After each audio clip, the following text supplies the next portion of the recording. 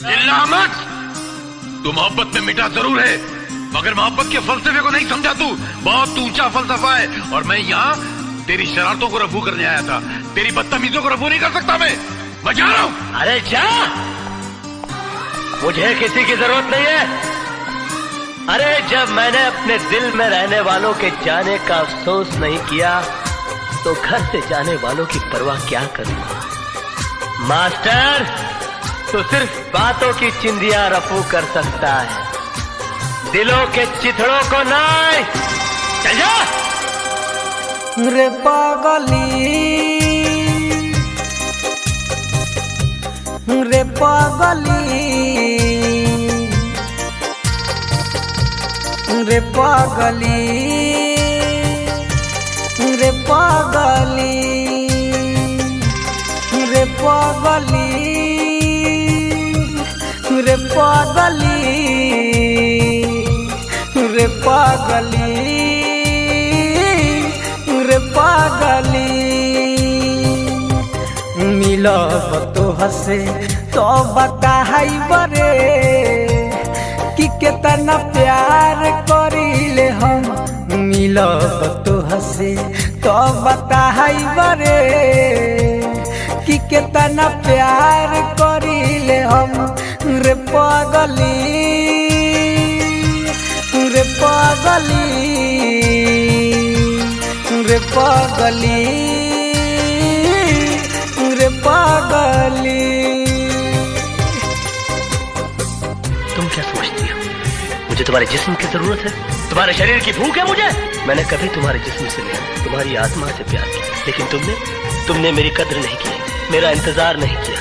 मुझे किसी गुजरे हुए वक्त की तरह भुलाकर किसी और का हाथ थाम लिया। प्यार हम दोनों ने किया, मगर तड़पना सिर्फ मेरे नसीब में। तोह के कमाल बा, दर्द में बानी हो, ऐसन सजा हमके काहे दिहल तुरानी हो। हमारा पका बीते इन तोहरा बुझाई हो, याद तोहर रानी हो मुँहले पजाई हो। रे पागली, रे पागली,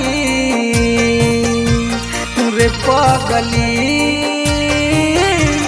रे पागली।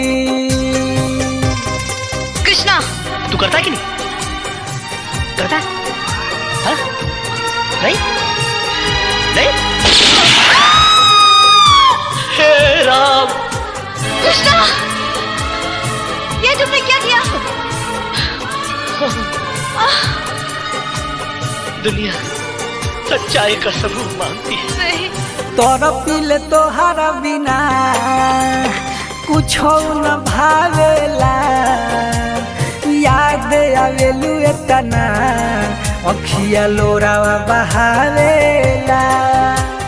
राइटर लड्डू सुनो मनवा न लागेला, चंदन के अखिया में अब निंदियो नया हवेला।